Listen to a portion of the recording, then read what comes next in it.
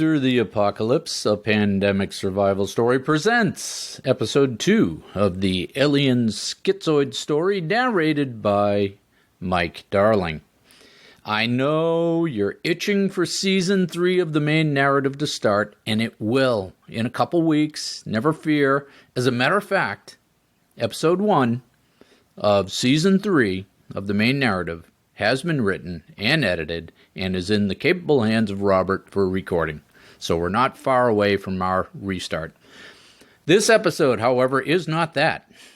This episode is a different story idea that we've been playing with this summer. It's about aliens and schizophrenia, and it's written in a noir style.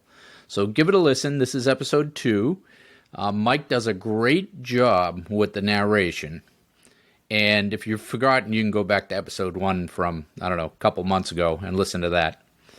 And stay tuned after the narrative because I've got some updates that will interest you in my outro comments. Until then, enjoy Alien Schizoid, Chapter 2, narrated by Mike Darling. Alien Schizoid, Chapter 2, Alien Exposition.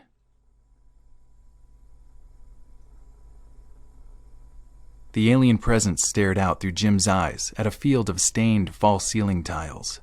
A dingy light fixture was stuck unceremoniously in the center of the ceiling, where it clung morosely like a rotten mushroom. It cast a pallid glow across the room like spilled sludge. The glass globe was littered with the shadow carapaces of dead bugs, like the bizarre art project of a demented entomologist. A pale yellow water stain spread out from the fixture, terminating in brown squiggles, like the shoreline of a dead lake. The wispy wraiths of decades of cigarette smoke clung to the corners where the stucco wall met the ceiling, and further down the scuffed walls, glossy vinyl faux wood paneling ended in a grimy wainscoting about 3 feet off the carpeted floor. This place was a dive. Even with a limited knowledge of this dimension, the alien presence could see that. What was this man doing here in this roach motel? The alien played back the local time since he'd entered Jim's mind and tried to puzzle it out. Jim's mind was a beautiful mind, rich with crenellating shapes and forms like an exotic coral in a deep, hot ocean. The chaotic beauty of this mind was why the alien chose him in the first place, specifically chose the mind of Jim Lassick from the bubbling sea of thought constructs in this place. The alien projected into this dimension through the rift, chasing the one who would bring chaos. But he needed a host mind that would anchor him in this place and enable him to act. A life form in which to hide. Local sentience would be the anchor here, to which he could fix his projected plasma mind. He needed a mind that he could infiltrate and shroud himself in like a hermit crab in a shell. He entered this world through the rift and searched for a shell that would suit his needs, a mind open to his entreaties, a mind preferably of a leader, someone respected, someone with the juice to get things done, who the alien could partner with to catch the miscreant pulling the caper. He was drawn to the mind of this man, Jim, as a candidate almost immediately because of its beauty. It was wide open and unique, more so than the surrounding minds that were ordered and locked without flexibility. These other minds were rigid and fixed with defined boundaries.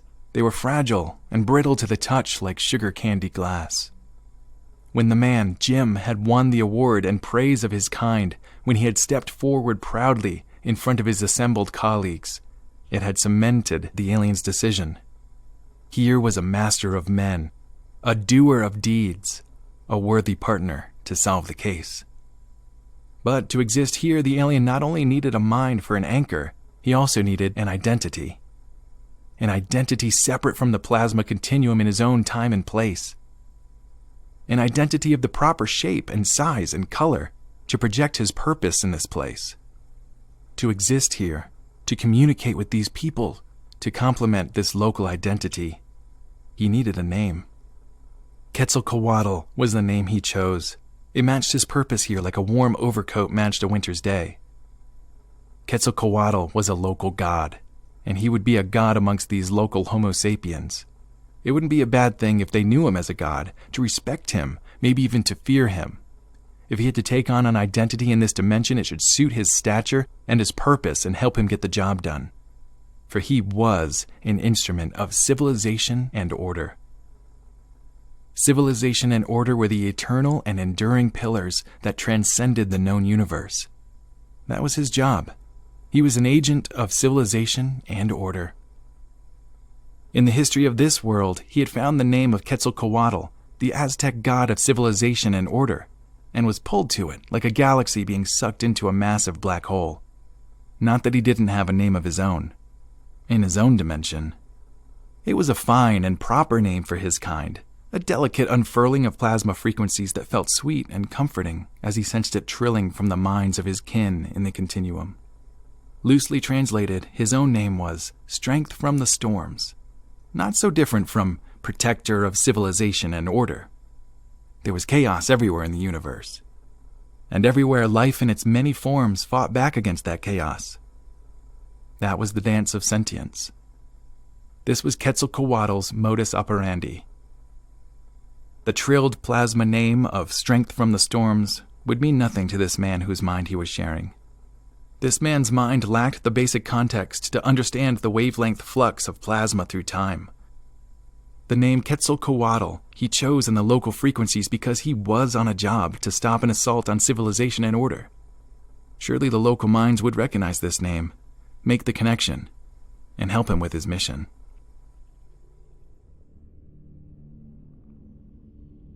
He had been sent here.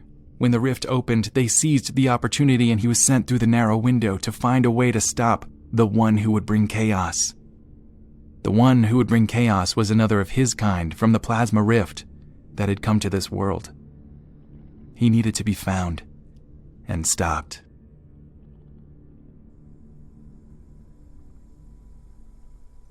Now, it was hard to believe, but Quetzalcoatl was looking out at this grimy, grim motel room through the eyes of this man, lying here blubbering on the musty sheets of this rat-trap dive. The beautiful mind was convulsing with disorder. Had Quetzalcoatl been wrong about this man? Had he missed something? Had he been led astray by the beauty of this mind? Quetzalcoatl would have sighed with resignation if there was such a thing in plasma flux. There was no turning back now. The game was on. He'd have to work with what he'd chosen. He'd have to pull together the quivering strands of sentience in this man's mind and make a clean go of it. "Okay, kid, we gotta go," Quetzalcoatl said in the man's mind. "What do you want from me?" Jim whispered. "What do I want? I want you to stop acting like a baby doll. Get your carcass out of this rat-eating flea box and help me stop the caper." "But you're not real," Jim said, shaking his head and clasping his face in his hands. "I'm as real as a roadster, kid. Now let's shake it. The clock's ticking." "Why do you talk like that?" Jim asked, realizing he was starting to have a conversation with a voice in his head, and that was worrisome in itself. But it was what it was at this point. "Like what?" the voice said. "I'm a private dick on a job. That's how I'm supposed to talk." "A private dick?" Jim asked, confused. "Yeah, a gumshoe, a soldier. A hired gun for the committee," Quetzalcoatl insisted. "I'm here to do a job, and you're gonna help me. So drag your sorry ass out of the rack and let's get to it." Jim mumbled disconnected words. "Private dick, gumshoe, job," but found himself sitting up and moving towards the door. Whether of his own volition or something else, he couldn't tell. He was tired of fighting. He needed to move forward to make sense of this. He knew the voice wasn't real. He knew the break he had been fearful of his whole life had finally come. And uncannily, with that realization, the fear went away. And he found not only a sense of relief, but the emerging fronds of peacefulness. Jim sighed in resignation. There was no turning back now. The game was on. He'd have to work with this new construct. He'd have to pull together the quivering strands of sentience in his mind and make a go of it.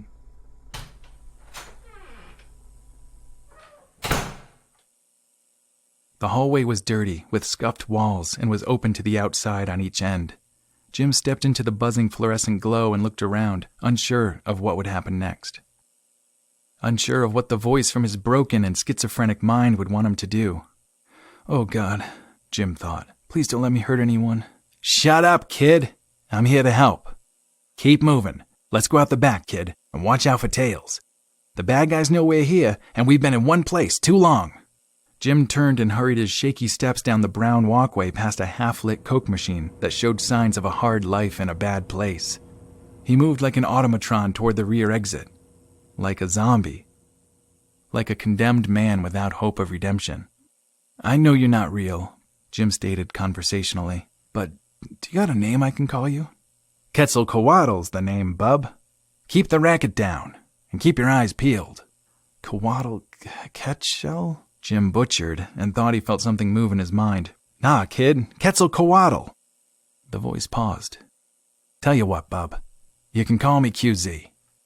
"QZ," Jim repeated numbly as he passed into the alley behind the motel. Jim stepped out into the early evening darkness of the California night. A single streetlight pushed down a pool of light onto the cracked cement, half illuminating a battered dumpster. Something rat-like scurried out of sight. A cloud of bugs haloed the streetlight, creating its own galaxy in the moonless gloom. The place smelled of rotten food and sewers. "Which way now, QZ?" Jim asked, amused to be taking directions from his own insanity. "Go left, kid. Yeah, other left. And stay close to the wall, out of sight. I don't like the looks of this place. Could be a trap." Jim slid along the wall in the dim light. Broken glass and trash crunched under his shoes. Some sort of fluid, black with darkness, dripped from a bent aluminum downspout and ran in a wet line toward the center of the alley, but petered out before reaching the rusted drain. "Freeze it, kid, there's somebody coming," QZ said in his head, and Jim stopped against the wall. "Are you packing heat?" the voice asked. "Heat?" Jim said. "Yeah, kid. A heater. A rod, a gat, a piece. You know, a weapon." "No, sir," Jim replied. "I'm not allowed to carry a gun." "That's too bad, kid," QZ said.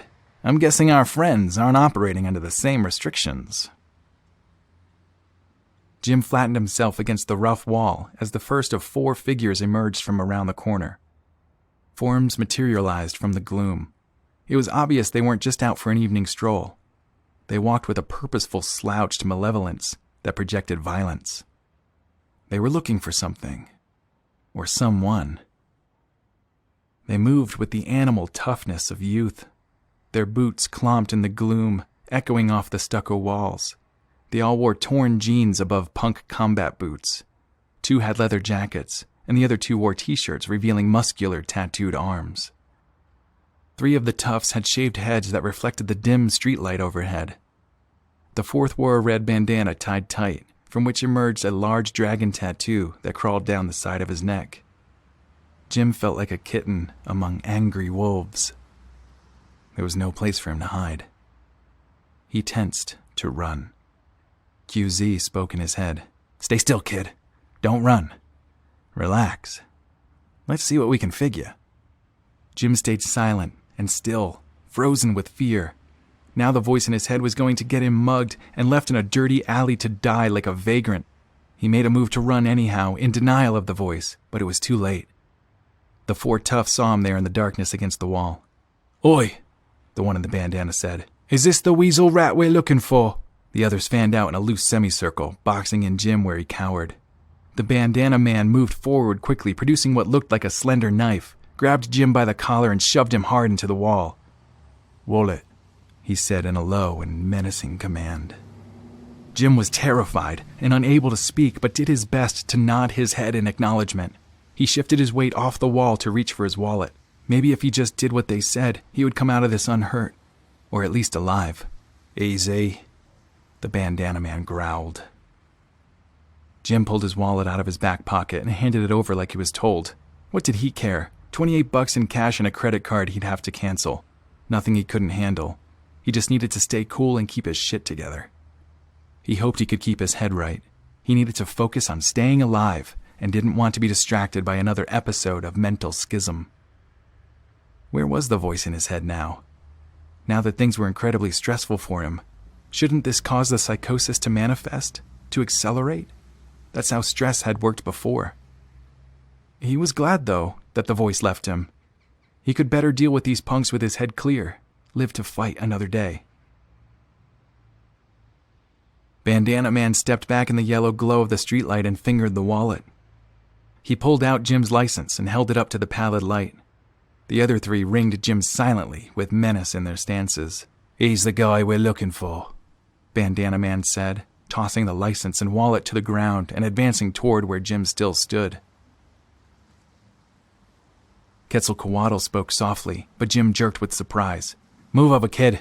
I think we can take him, but you're gonna have to let me drive." "What?"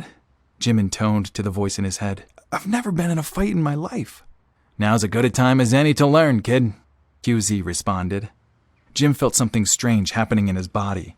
Glands were being manipulated. A rush of spring-like energy pulsed out into his arms and legs. Time seemed to slow down. It was as if he was watching a movie. Jim was an observer as his body reacted to the scene. He saw the hand with the knife coming forward towards his gut and brought his own hand down sharply to push it away and down to the side into the wall. Jim's other arm reached out to grab behind the Bandana Man's head and pulled sharply, building on the man's forward momentum, pivoting sideways, slamming his tattooed skull into the wall where Jim had stood only a moment ago. It wasn't brute strength or speed that Jim was using. It wasn't magical. It was as if someone had simply turned up his inner clock a tick faster. As he slung Bandana Man into the wall, Jim slid into a side lunge, lifting a leg and brought the free foot down on the side of the man's knee, yielding a sickening pop. The man screamed and slumped to the ground, clutching his knee. The other three froze momentarily, as if not believing what they had just seen, but then moved all at once towards Jim. Jim took a quick step towards the one on the right, and his hand flashed out into the punk's windpipe. Jim spun behind the bug-eyed and gasping man and used him as a blocker, pushing towards the next one in line. As the approaching thug tried to push his gasping companion aside, Jim stomped on the instep of his boot and brought the knee of that foot up sharply into his groin. The fourth man surveyed the carnage and decided he had lost his appetite for violence. He hesitated, looked at Jim, shook his head, and ran. Jim paused, gasping a bit, bug-eyed in the dim light. He raised his hands and looked at them like they were some foreign appendages. How? Jim gasped, standing alone in a clearing between the groaning punks like some avenging angel of justice from a comic book. How?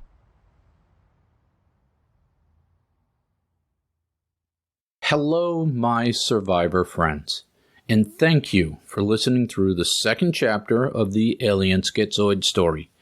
First, we'll have some quick announcements, and then I'll talk a little bit about just what the heck we mean when we say noir.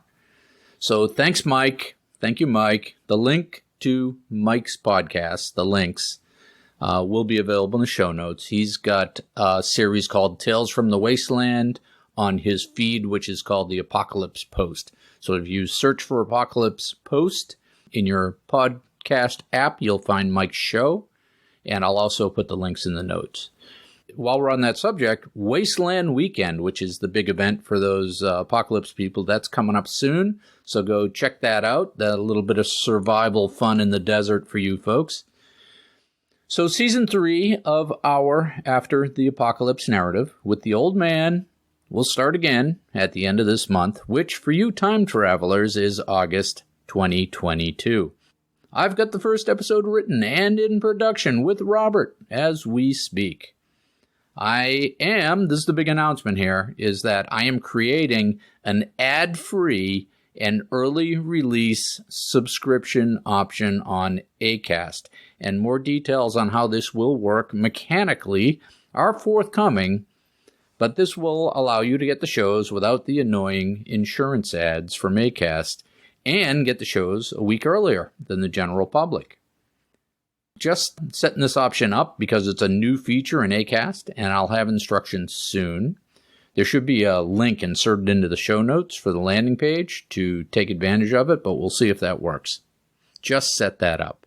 And this should make it easier for you survivors to binge listen as well. I know one of the things that bugs me when I'm binge listening through a podcast series is having to listen to the same ads over and over and over again. It's like, yeah, I get it. Stop. So we'll have that option. So thank you for letting me take the summer off to explore some other stuff, and I am excited to get back to it. So let's talk about noir. Noir is a French word for black. When people refer to a book or a film as noir, they are generally referring to the style or the tone, and that style is a dark tone. Film noir is where the film has a black or dark atmosphere, and this was originally applied to hard-boiled detective and gangster dramas and films in the 20s, 30s, and 40s, but the noir aspect, the approach, is much broader than that in its application. So it generally describes narratives where the atmosphere is more important than the plot. In a noir novel, that atmosphere is created by detailed description and characters. In a film, it's created by that detailed and immersive cinematography and screenplay. For example, think of a long, dark close-up of a brooding character's face with no other dialogue, or that long panning shot of dark woods or outer space, right? That's all sort of the atmosphere and tone setting in a noir way in a film. So if you think about it this way, many of the films you love and I love are done in this film noir style. So think about, for example, the dark atmosphere of a Blade Runner film. And many, if not all, apocalypse stories and films have this noir aspect to them, that they're set in that dark atmosphere. Because, of course, the world just ended, so it's pretty dark.